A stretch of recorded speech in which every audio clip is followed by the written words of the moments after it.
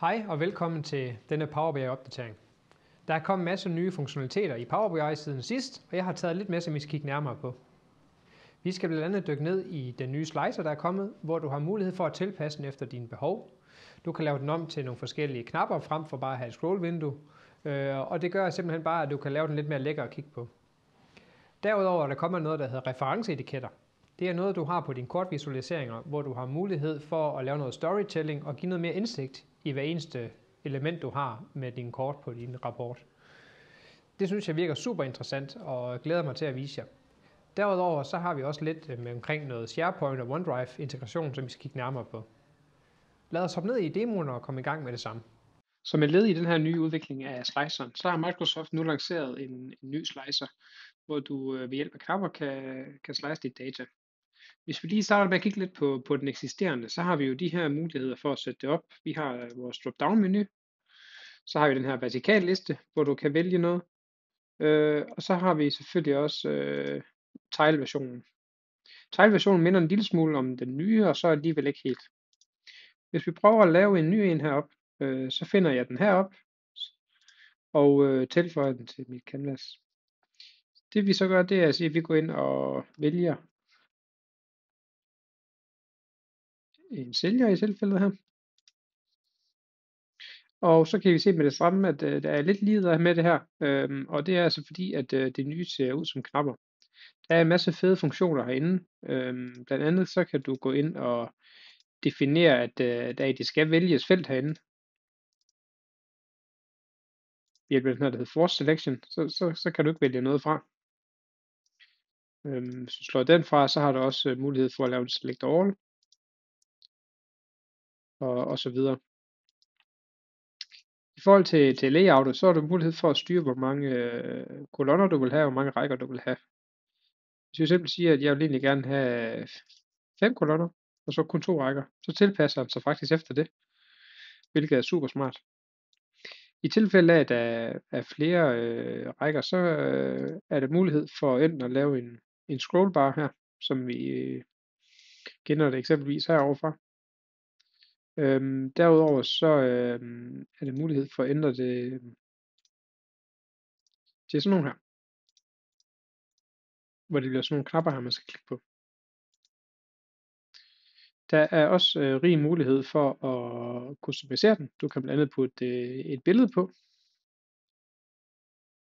Jeg har lige lagt et enkelt ind her, og den kan du selvfølgelig styre, hvordan du vil have til at passe til det enkelte. Du kan også gå ind og sætte det som en baggrund, så det er ligesom en baggrund på hele din slicer. Eller du kan have det til at være sådan ligesom i siden af dit data.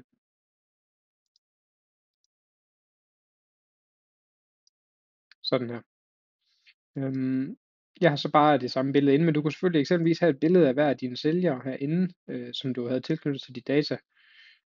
Og på den måde kunne man virkelig sætte noget lækkert op. Det kunne også være dine varer eksempelvis. Man har lyst til at have sine varebilleder inde. Og så på den måde skabe noget genkendelighed for brugeren, så de bare kan klikke her på, og så behøver de ikke forhold til, hvorfor varenummer der står. Så super, super smart. Du kan selvfølgelig bestemme, hvorhen den skal stå. Den skal stå til højre for, eller til venstre for dine værdier. I forhold til knapperne, så er der også selvfølgelig masser af mulighed for at justere, hvordan man vil have dem til at agere. Eksempelvis når du tager musen over dem. Det kan være, de skal have en bestemt farve. Lad os bare give dem en blå her. Så kan I se, når jeg holder musen over den, så får den en ny baggrundsfarve. Og det er det, ligesom man kender det for knapper, der er mulighed for. Så det er det du har valgt. Hvordan skal den fremhæves? Så kan I se, nu er den valgt med sort her. Det er måske ikke så hensigtsmæssigt, så den kan vi gå ind og justere til en, lad os bare tage en grøn. Så kan det jo sådan på den måde få fremhævet, hvad det er, du har valgt derinde. En anden fed feature, der er kommet her til din slicer, det er også, der er mulighed for at sætte et markat eller label på. Og det gør du inde under din slicer hernede, hvor du har en, der hedder label. Hvis du slår den til, så kan du faktisk få en værdi ned under hver enkelt datapunkt i din slicer. Jeg går ind og tager min sælger.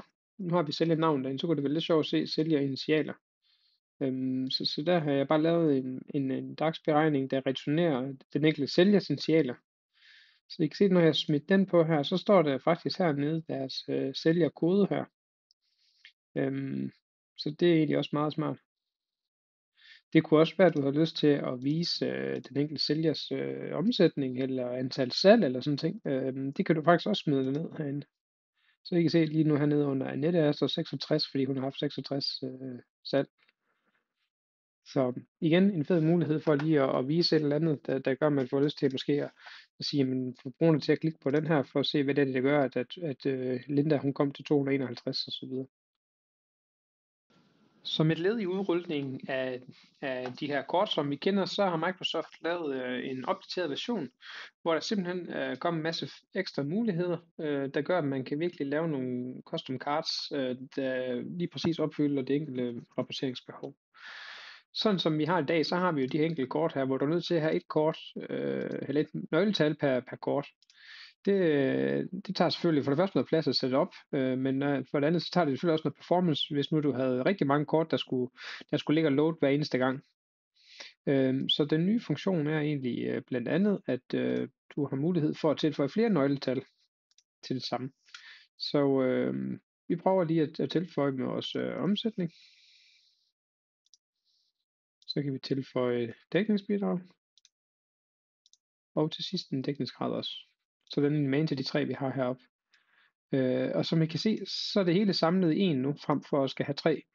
Og de tilpasser sig automatisk i takt med at rykke dem, så du skal ikke sørge for, at de alle sammen er line, der har samme størrelse, som man skal heroppe. Så super smart.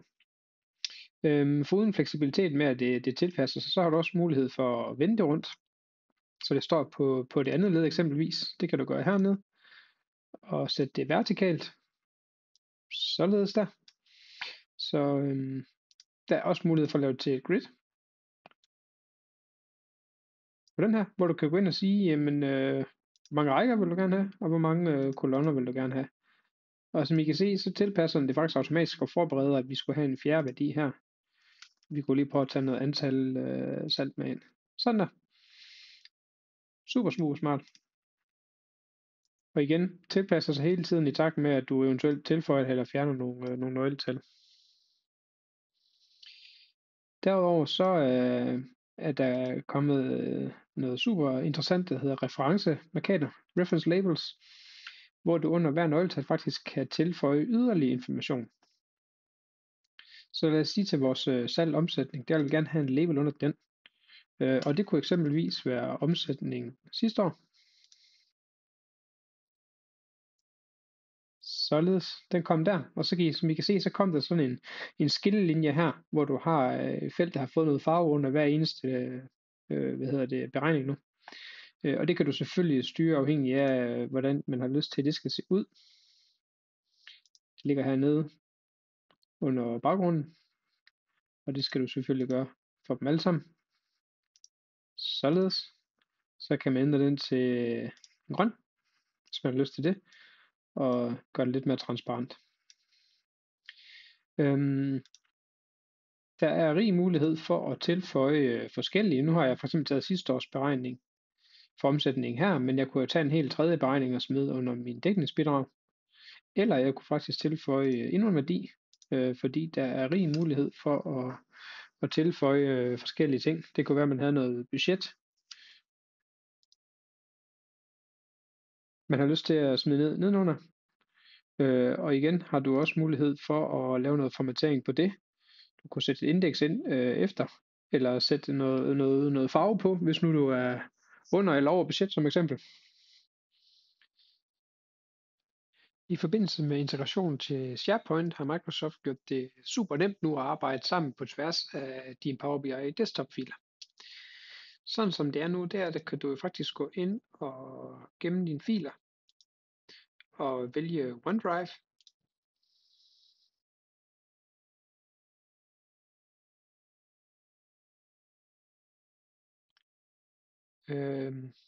Gå ind og give det et navn.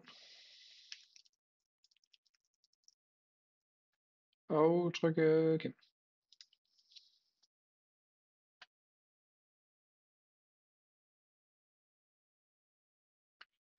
Så hvis du hopper direkte ind på dit OneDrive, så vil du kunne se, at filen nu er kommet direkte ind. Og herinde kan du faktisk åbne den, hvilket er super smart. Så du har mulighed for lige at preview, hvad det er for en fil, du arbejder i. Og hvis det er en, du deler med en kollega, så kan du jo også gå ind og se, jamen, hvad er det for nogle ændringer, der er lavet derinde. Det er super, super smart at gøre det endnu nemmere at holde styr på sine Power BI desktop-filer og samarbejde på dem på tværs. Du har faktisk også mulighed for direkte at dele den herinde, hvis jeg trykker share inde i Power BI Desktop, og så kan du gå ind og dele den med en person, der skal teste den. Og du kan du vælge selvfølgelig, om de både skal kunne redigere i den også, eller de bare skal kunne se den. Det var alt, jeg havde at vise jer i dag. Jeg håber, I synes, videoen var interessant. Er I klar på at høre noget mere omkring Power BI og hvordan det kan hjælpe jer? Jamen så tøv ikke med at kontakte os, så kigger vi på det.